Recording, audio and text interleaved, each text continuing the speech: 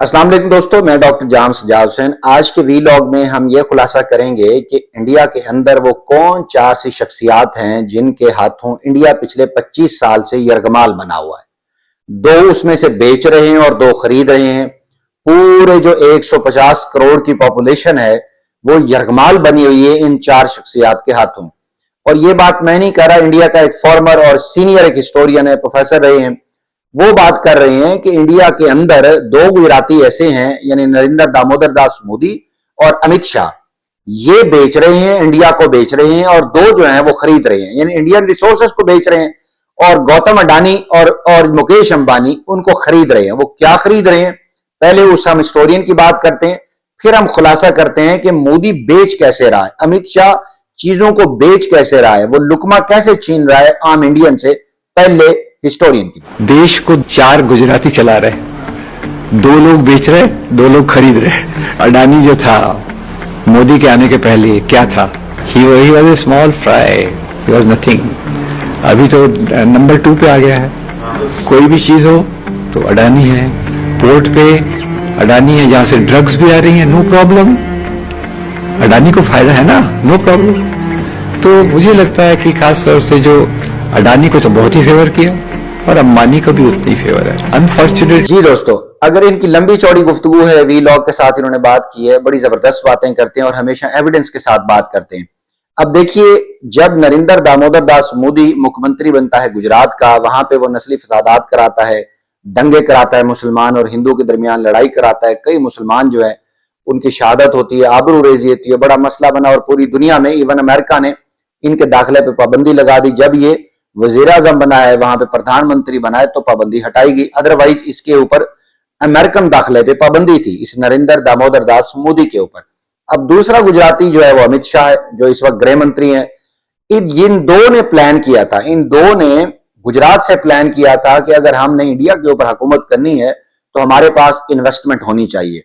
अब इन्होंने उसको ब्लैक मार्केट कैसे उसको बढ़ाई, वहां पे गौतम अडानी नाम का एक बंदा होता है जो बिल्कुल माड़ा सा होता है, इतना बड़ा सरमायाकार नहीं होता, और मुकेश अंबानी ऑल्दो कि उससे अच्छी पोजीशन में था, लेकिन वो भी इतनी ताकत नहीं रखता था।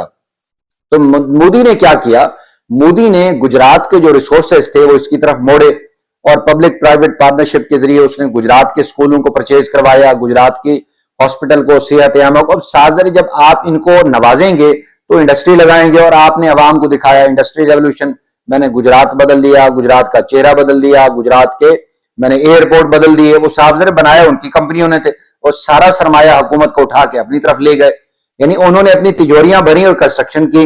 तो इसने क्या कहा कि देखेंगे मैंने आपके लिए इतनी सहूलत कर दी और मॉडर्न गुजरात बना दिया। इसने दंगे कराए, साफजर पुराना ही आरएसएस का चाटुकार, दंगे कराए इन दोनों ने, और इन्होंने एल के अडवाणी को धोखा दिया। आपको याद होगा एल के अडवाणी जो पुराने वो भी ऑल्दो के आरएसएस के हैं, मुसलमानों के हवाले से उनके जज्बात उनके भी ठीक नहीं है, लेकिन वो अटल बिहारी वाजपेयी के दोस्त थे और मोदी से पहले उनका हक था शायद प्रधानमंत्री वो बनते। तो इन्होंने जब कैंपेन लॉन्च की और पूरी लॉबिंग की बीजेपी के अंदर, और उसको फारिग कर दिया और खुद जो है चीफ कैंपेनर बन गया, वर्चुअली प्राइम मिनिस्टर बन गया। तो पहली बार जब इनसे पूछा गया कि आप एल के अडवाणी को क्या बनाएंगे, तो बड़ा शार्प श्रूड बंदा है, इसने जवाब दिया कि एल के अडवाणी ने तो मुझे बनाया है, और जिसने मुझे बनाया मैं उसको क्या बनाऊंगा, यानी उसको बड़ा साफ ये जवाब दे गया पहली बार जब ये प्रधानमंत्री बना था। तो इसने बड़े तरीके से बीजेपी की जो सीनियर लीडरशिप थी उसको खत्म किया, फारिग कर दिया, वो घरों में बैठी हुई, अंदर से वो कुड़ भी रही है। तो ये ले आया अपने साथ अमित शाह को, और राजनाथ इनके साथ, वो एक बंदर नुमा बंदा वो मिल गया इनको, ये बात चल पड़ी इनकी। अब इसने क्या आगे काम किया, इसने सोचा बड़े तरीके के साथ, अब दोबारा इसने अंबानी और अडानी को उठाया, पूरे इंडिया के अंदर फैला दिया, हर स्टेट के अंदर फैला दिया। इवन रिसेंटली जिस तरह बिहार में इलेक्शन हुआ, इसने बिहार के लोगों को चूरन बेचा कि हम यहाँ पे अडानी का वो पूरा वहां पे एक बन रही है, उसकी जो एक तवानाई की फैक्ट्री है, वहां पे कारखाने लग रहे हैं। इस तरह अंबानी दूसरे मामलात में कारोबार करता है तो उसको नवाजा जा रहा है। वर्चुअली जब वो सरकार का पैसा अपनी तिजोरी में डालते हैं तो कुछ लगाएंगे वहां पे, ये उसको डेवलपमेंट करार देता है, ये कहता है देखो मैं इंडिया को बदल रहा हूं। तो उनकी जो छोटी छोटी वर्कशॉप्स थी, आज उनकी कंपनियां खड़ी हो गई हैं। छोटे छोटे गोदाम थे एकड़ के ऊपर, अब वो सैकड़ों एकड़ और करोड़ों एकड़ के ऊपर कब्जे किए बैठे हैं, फार्म हाउस बनाए बैठे हैं। अब उसके बेटे के ऊपर भी केस चल रहा है कि तुम जो है ना एक जंगली जानवर अपने अंदर रखे हुए हो, वो खुद भी डब्बू सा ही लगता है। ये अंबानी का बेटा, इसके ऊपर ये बात चल रही थी और केसेस चल रहे थे। लेकिन इसे क्या किया, इसने कहा भाई इंडिया के अंदर अगर हुकूमत करनी है तो अवाम को मजहबी सेंटीमेंट की तरफ जोड़ना है। इसने वही मॉडल उठाया जो गुजरात के अंदर था, जो इसने देखा गुजरात के अंदर है। इसने एक तो अवाम को एंगेज किया कि मैं हिंदू स्वराज बनाऊंगा, वही आरएसएस का जो एजेंडा था ये बीजेपी भी ले आया, और मंदिर के ऊपर बात की इसने, बाबरी मस्जिद को शहीद करवाया और वहां पर राम मंदिर बिठाया इसने, वो पकड़ के बिठाया, किस दिन उठ जाएगा वो, देखिएगा इंशाअल्लाह। और जब मुसलमान जागेंगे वो खत्म हो जाएगा। ये मंदिर आरजी है, ये मुस्तकिल नहीं है, क्योंकि ये बाबरी मस्जिद है यहाँ पे, तो ये हटाया जाएगा। इसको इस बात का भी पता है, इसने सुप्रीम कोर्ट को साथ मिलाया। जब इसने मजहबी सेंटीमेंट जगाए, अब साहब जरा वहां पे जो ब्राह्मण है, ब्राह्मण सारे ब्यूरोक्रेसी में बैठे हुए हैं, जुडिशरी में बैठे हुए हैं और आर्मी में बैठे हुए हैं, तो उनका एक हेजमनी तो बनी हुई है। नीचे सारा जो है वो मुसलमान है, यादव है, कुमार हैं और दलित हैं, पिछड़ावादी हैं, ये सारे हैं। तो एक दिन, और सिख हैं, अलग कौम है, एक दिन आएगा, इसको पता ये डोमिनेंसी जब आएगी। असल में तो ये लोकतंत्र है नहीं, डेमोक्रेसी तो इंडिया है नहीं। डेमोक्रेटिक गवर्नमेंट होती तो हुकूमत इन लोगों की होती जो मेजोरिटी में है, लेकिन वो ब्राह्मण जो माइनॉरिटी में है वो हुकूमत बनाए बैठे हुए हैं। ये लोकतंत्र का बड़ा फायदा उठा रहे हैं ना।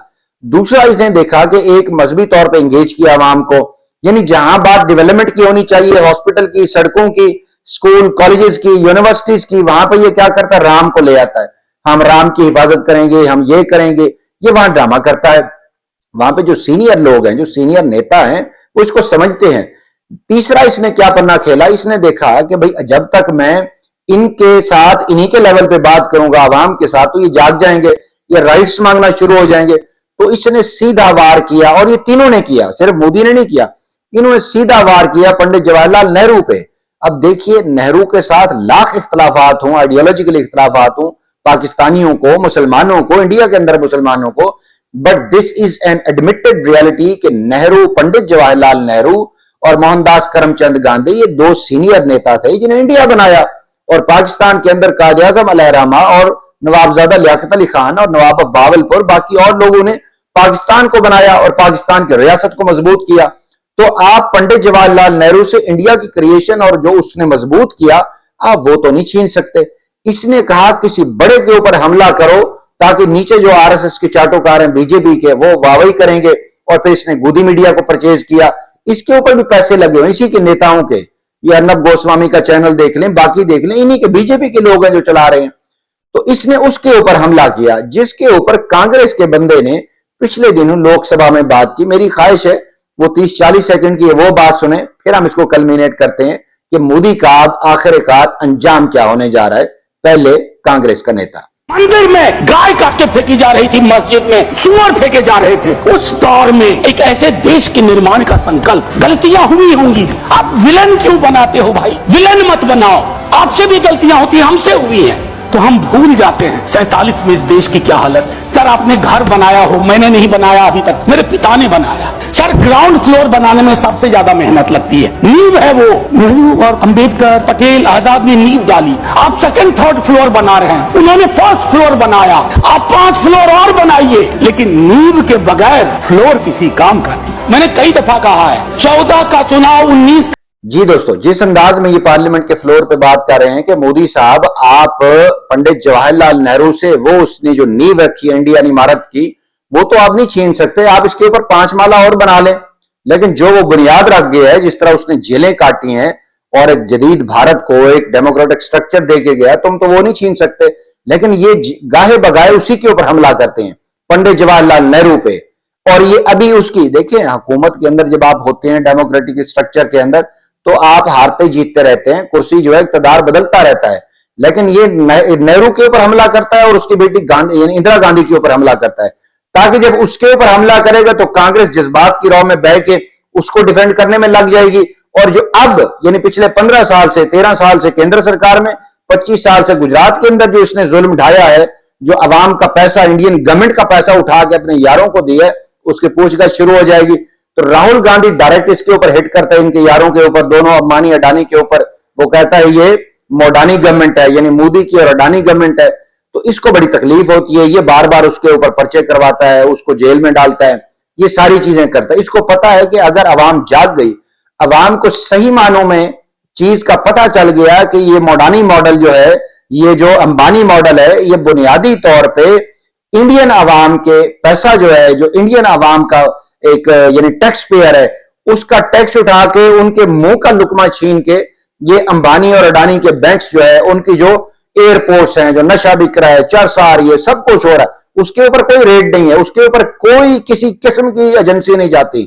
तो इसको डर है, इसको खौफ है कि जिस दिन अवाम ये जाग गई तो इसका बोरिया बिस्तर सिर्फ गोल नहीं होगा, शायद इसका भारत के अंदर रहना महाल हो जाए।